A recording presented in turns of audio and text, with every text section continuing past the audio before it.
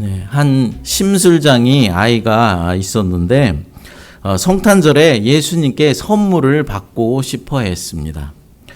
매 성탄절이 되면은 다른 친구들은 나는 이런 선물을 받았다, 나는 저런 선물을 받았다 라고 다들 자랑을 하는데 자기는 이제까지 단 한 번도 크리스마스 선물을 받아본 적이 없었습니다. 그래서 이번에는 예수님께 편지를 쓰기로 작정을 했습니다. 예수님, 전 알고 보면은 그렇게 나쁜 놈은 아닙니다. 찾아보면 착한 구석이 많아요. 거짓말도 잘 안 하고 친구들을 때리기는 하지만 죽일 만큼 때리지는 않습니다. 그러니 이번엔 꼭 선물을 좀 주세요. 이렇게 편지를 썼습니다. 이렇게 편지를 쓰고 보니까 양심의 가책을 받아서 도저히 그 편지를 보낼 수가 없었습니다. 그래서 북북 찢어버리고 다시 편지를 씁니다. 예수님, 사실대로 고백하자면 전 착한 일이라고는 단 한 번도 해본 적이 없습니다. 하지만 이번에 저에게 선물을 보내주시면 앞으로는 착하게 살게요 라고 편지를 썼습니다. 그런데 아무리 생각해도 자기가 착하게 살 만한 그런 자신이 전혀 없는 것입니다. 그래서 다시 편지를 찢어버렸습니다. 그리고는 생각하다 못해서 크리스마스 전날 밤에 마을에 있는 성당에 찾아가서 성모 마리아상 하나를 훔쳐가지고 집에 돌아왔습니다. 그리고 다시 예수님께 편지를 씁니다. 예수, 잘 들어라. 내 어머니를 인질로 내가 삼았다. 그러니 좋은 말 할 때 선물을 나한테 보내줘라. 이렇게 편지를 썼습니다. 누군가 만들어낸 유머겠지만 이 심술장의 아이는 어떤 것이 참된 선물인지 전혀 생각조차 하지 못하고 있는 것입니다. 여러분, 오늘날의 성탄절은 산타가 주인공이 되어서 산타로부터 선물을 받는 날로 전락해 버렸습니다. 대부분의 어린이들은 크리스마스 전날 밤에 산타 할아버지가 누돌프 사슴을 타고 날아와서 자신이 원하는 선물을 주고 가는 날이다 라고들 생각합니다. 그러나 여러분, 성탄절은 산타로부터 선물 받는 그런 날이 아닙니다. 이 땅에 한 성자가 태어난 공휴일이라서 노는 날이라서 우리가 기뻐하는 그런 날도 아닙니다. 우리가 정말로 성탄절을 기뻐하고 감사해야 하는 이유는 다른 것에 있는 것이 아니라 아기 예수님이 우리 인류에게, 우리 모두에게 최고의 선물이 되시기 때문입니다. 아기 예수의 탄생은 역사상 단 한 번 있었던 천지창조와 버금갈 만한 어마어마한 사건입니다. 그래서 다른 선물을 받지 않아도 예수님 한 분만으로 기쁘고 감사해야 하는 것입니다.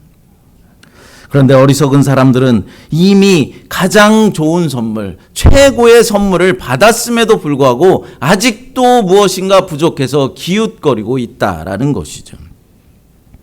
자신의 여자친구에게 프로포즈를 하는 한 청년이 있었습니다. 최고급 레스토랑을 예약하고 이제 여자친구에게 식사 대접을 합니다. 식사가 끝나고 이제 남자의 사인에 따라서 연주자들이 들어오고 잔잔한 음악을, 아름다운 음악을 연주해 줍니다. 그때에 맞춰서 이 남자가 이제 백송이의 장미꽃을 여자에게 주면서 무릎을 꿇고 프로포즈를 하는 것이죠. 나랑 결혼해 줘. 그런데 여자는 백송이의 장미꽃을 받으면서 뭔가 다른 것을 찾고 있습니다. 이 여자가 찾는 것은 찬란하게 빛나는 다이아몬드 반지였습니다. 사실 반지를 준비해서 장미꽃과 함께 주면서 프로포즈를 하면 더 좋겠지요. 하지만 아직 이 남자에게는 그럴 만한 능력은 없었습니다. 하지만 그녀를 향하는 사랑만큼은 진심이었기 때문에 최선을 다한 식사와 장미꽃 백송이면 충분할 것이다 라고 생각했습니다. 하지만 여자의 관심은 장미꽃이 아니라 온통 반지에만 가 있었습니다. 결국 남자의 프로포즈는 실패하였고 이들은 헤어지게 되었습니다. 여러분, 우리의 모습이 혹시 이 다이아몬드 반지를 찾고 있는 여자의 모습은 아닌지 생각해 보아야 한다라는 것이죠. 우리는 이미 하나님으로부터 가장 좋은 선물, 최고의 선물을 받았습니다. 그런데 아직도 부족해서, 아직도 만족하지 못하고 계속해서 다른 것을 받으려, 다른 것을 찾으려 기웃거리고 있지는 않은지, 그렇다면 우리는 아직도 성탄절의 의미, 예수님의 탄생, 아기 예수님의 탄생의 그 의미를 아직도 모르고 있다라는 증거입니다. 여러분, 그럼 왜 이 땅에 오신 예수님께서 우리에게 가장 값진 선물이 되는 것일까요? 오늘 본문의 말씀을 다시 한번 읽어보겠습니다. 같이 읽겠습니다. 보라, 처녀가 잉태하여 아들을 낳을 것이요 그의 이름은 임마누엘이라 하리라 하셨으니 이를 번역한즉 하나님이 우리와 함께 계시다 함이라. 아멘. 이 말씀은 예수님 탄생의 가장 핵심적인 구절로서 이사야 7장 14절을 인용한 말씀입니다. 이사야 7장 14절 말씀도 한번 읽어보겠습니다. 그러므로 주께서 친히 징조를 너에게 주실 것이라. 보라, 처녀가 잉태하여 아들을 낳을 것이요 그 이름을 임마누엘이라 하리라. 아멘. 여기에 보면은 우리가 살펴보아야 할 몇 가지 단어들이 있습니다. 그 첫 번째 단어는 보라라는 말입니다. 이것은 일종의 감탄사로 쓰였는데 구약의 말씀을 인용할 때 자주 사용되었습니다. 신구약 성경에 쓰인 이 보라라는 말을 검토해 보면은 하나의 공통점이 있습니다. 그것은 하나님께서 어떤 사건을 간섭하실 때, 하나님이 어떤 사건과 문제에 동참하시고 간섭하셔서 그 문제를 해결해 주길 원하실 때 이 보라라는 단어를 사용하였다라는 것입니다. 오늘 본문에 쓰인 이 보라라는 말도 마찬가지라는 것이죠.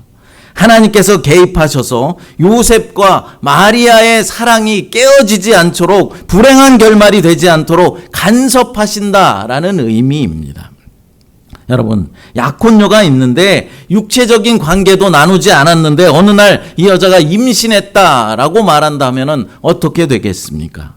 두 사람의 사랑은 깨어지고 결국 파경을 맞이하게 될 것입니다.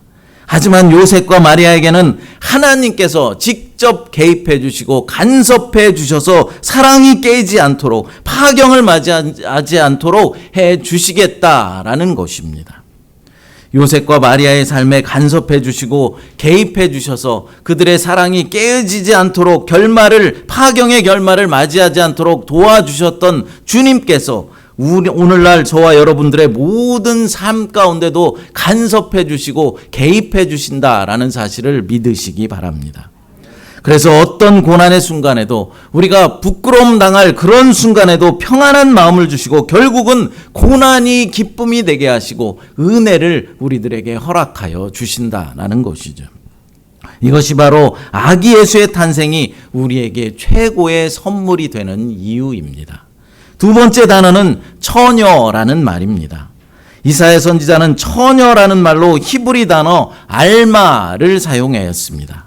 그런데 이 알마는 어린 여자아이로부터 성인 여인에 이르기까지 모든 여성들을 지칭하는 보편적인 단어였습니다. 미혼 여성뿐 아니라 결혼한 여성들에게도 사용되었던 단어였다라는 것이죠. 따라서 이 알마라는 단어를 그냥 젊은 여자라고 번역하면 될 것인데 굳이 처녀다라고 번역한 의도는 무엇이었을까요? 여러분, 성경은 신약의 눈으로 구약을 바라볼 필요가 있고 구약의 눈으로 신약을 바라볼 필요가 있는 것입니다. 성경 전체는 하나님의 구속사적인 일관된 흐름으로 관통하고 있기 때문입니다. 마태복음 1장 25절 말씀을 읽어보겠습니다.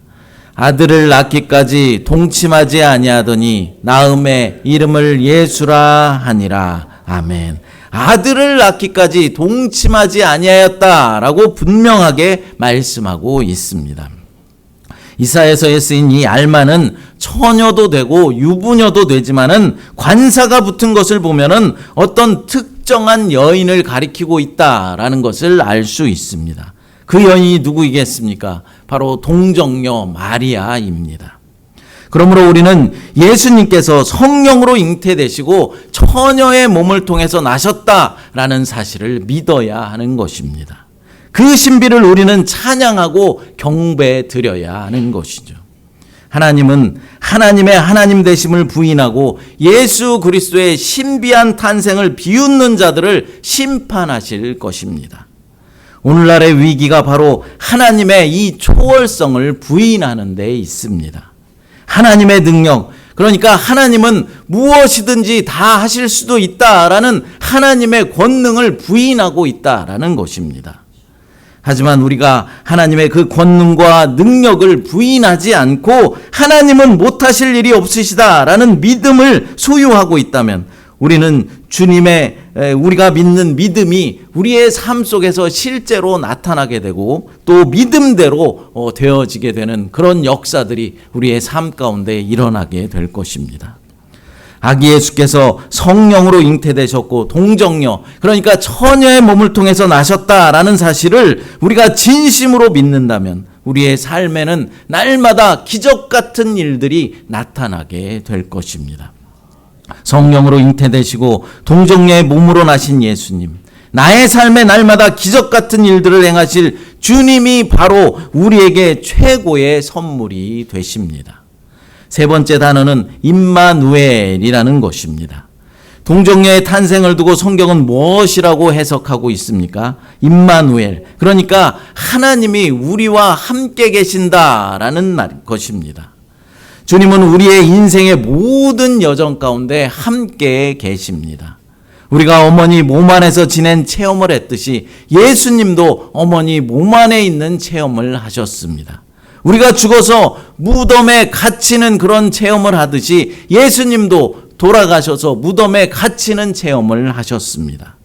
우리가 태어나서부터 하나님 앞에서는 그 모든 시간의 여정 속에 하나님은 우리와 함께 해 주십니다. 우리가 기쁜 일이나 복된 일을 만날 때 주님께서 함께 기뻐해 주시고 즐거워해 주시고, 우리가 고난과 아픔을 당하고 온갖 문제에 시달리며 상처받을 때에도 혼자 내버려 두지 않으시고 항상 찾아오시고 개입하여 주셔서 우리와 동행하여 주십니다. 만약 오늘 밤 하나님께서 나를 부르신다 할지라도 그곳에 하나님께서 나와 함께 해 주실 것입니다. 임마누엘 된 하나님은 우리의 모든 삶에 함께 해 주시고 우리의 가정과 우리의 교회와 함께 해 주십니다. 이처럼 우리의 모든 삶에 처음부터 끝까지 함께 해 주시는 임마누엘 되신 주님이 바로 우리의 최고의 선물이 되심을 믿으시기 바랍니다. 매년 크리스마스 시즌이 되면은 많은 사람들이 서로에게 선물을 나눠주면서 또 선물을 받으면서 즐거워들 합니다. 어린아이들은 산타 할아버지를 기다리면서 12월 한 달만이라도 울지 않으려고 노력하고 착한 일을 하려고 노력합니다. 왜 그렇습니까? 선물을 받기 위해서입니다. 저희 가정도 매년 이맘때가 되면은 한 해 동안 교회를 위해서 헌신해 주시고 교회를 위해서 봉사해 주시고 섬겨 주신 성도 여러분들 한 사람 한 사람을 생각하면서 감사한 마음으로 작은 것이지만 미리 선물을 준비해 놨다가 마지막 주일에 선물을 드리고 있습니다. 여러분, 다음 주에 선물을 드릴 예정입니다. 기대해 주시기 바랍니다. 언제까지 선물을 드릴 수 있을지는 모르겠습니다. 개인 한 사람이 볼 때는 얼마 되지 않는 작은 것일 수도 있겠지만은 그것이 많아지면 사실 부담이 될 수도 있습니다. 하지만 아직은 우리 교회 교인이 그렇게 많지 않기 때문에 기쁜 마음으로 선물을 드릴 수 있어서 감사한 마음입니다. 또 어떤 선물을 드리면 더 기뻐하실까 고민이 되는 것도 사실입니다. 하지만 교인들이 더 많아져서 50명이 되고 100명이 되고 200명이 되어도 목사 가정에서 연말에 이렇게 성도들에게 감사하며 선물을 드릴 수 있었으면 좋겠습니다. 선물을 고르기 위해서 더 많은 고민이 된다 할지라도 제가 이 교회에서 담임 목회를 하는 이상 계속해서 여러분들에게 선물을 드릴 수 있었으면 좋겠습니다. 여러분, 그러나 우리에게 가장 소중한 선물, 최고의 선물은 예수 그리스도가 되신다는 사실을 믿으시기 바랍니다. 비록 이 성탄절에 이 연말에 아무런 선물을 받지 못한다라고 하더라도 예수님의 탄생을 축하하며 기뻐하며 예배하고 있는 여러분들은 이미 최고의 선물을 받으신 분들입니다. 마태복음 1장은 아브라함과 다윗의 자손 예수 그리스도의 계보라 라면서 예수로 시작하여서 아들을 낳기까지 동침하지 아니하더니 나음의 이름을 예수라 하니라 라면서 예수로 끝을 맺고 있습니다. 예수로 시작해서 예수로 끝난다라는 것이죠. 그것이 우리 기독교의 핵심입니다. 앞을 봐도 예수, 뒤를 봐도 예수, 위를 봐도 예수, 밑을 봐도 예수, 처음부터 시작부터 마침까지 모든 것이 예수라는 것이 기독교의 핵심이라는 것이죠. 성탄절은 바로 그 예수 그리스도께서 탄생하신 날을 기념하는 날입니다. 그분이 우리에게 최고의 선물이 되심을 믿으시기 바랍니다. 그러면 여러분, 최고의 선물을 받은 여러분들은 그냥 선물만 꿀꺽 삼키고 가만히만 있으시겠습니까? 최고의 선물인 예수를 나의 어떤 노력이나 여러분들의 어떤 수고를 통해서 받으신 것입니까? 아닙니다. 나는 아무것도 하지 않고 있고 가만히 있었지만, 아니 오히려 이 세상 죄로 추악한 삶을 살아가고 있었지만 어느 날인가 살며시 나에게 다가와 주시고 나에게 최고의 선물이 되어 주셨습니다. 그럼 우리는 어떻게 해야 하겠습니까? 값없이 아무런 공로도 없이 받은 그 선물을 다른 이들에게도 나누어 줄 수 있어야 하는 것입니다. 예수님께서 나에게 선물이 되어 주셨듯이 나도 다른 사람들에게 선물 같은 존재가 되어야 하는 것입니다. 하나님을 믿는다고 하면서 선물 같은 존재가 되기보다는 다른 사람에게 피해를 주고 다른 사람에게 고통을 주고 다른 사람을 괴롭히게 하는 그런 존재가 되고 있다면 과연 그 사람이 하나님의 최고의 선물을 받은 하나님의 사람이 맞겠습니까? 사랑하는 여러분, 성탄절의 가장 큰 의미가 무엇이겠습니까? 우리에게 최고의 선물로 오신 아기 예수님을 찬양하고 경배하는 일입니다. 또한 나만 최고의 선물을 누리고 그것에서 그치는 것이 아니라 내가 또 다른 사람에게 최고의 선물이 되어서 다른 사람들에게 아기 예수의 나심을 전하게 되었으면 좋겠습니다. 오늘 성탄절 감사 예배를 드리면서 예수님께서 우리에게 최고의 선물이 되신다라는 사실을 배웠습니다. 어떻게 최고의 선물이 되신다고 했습니까? 첫째로 이 땅에 오신 아기 예수님은 나의 삶의 모든 부분에 직접 간섭해 주시고 개입해 주셔서 우리 가운데 참 평안을 허락해 주시기 때문입니다. 두 번째로 성령으로 잉태되시고 동정녀의 몸을 통해서 탄생하셨다는 사실을 우리가 믿고 그것을 그대로 받아들일 때 우리의 삶 가운데도 늘 하나님의 기적의 역사가 나타나게 되는 것입니다.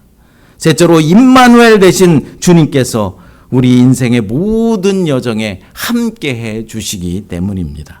이 사실을 믿으시고 최고의 선물을 받으신 여러분 모두는 다른 사람들에게 또 다른 최고의 선물이 되어서 주님의 사랑을 전하는 일에 쓰임받게 되시기를 간절히 축복합니다. 기도하겠습니다. 하나님 감사합니다. 오늘 아기 예수님의 탄생을 기뻐하며 감사하며 성탄 감사 예배를 드리게 하시니 감사합니다.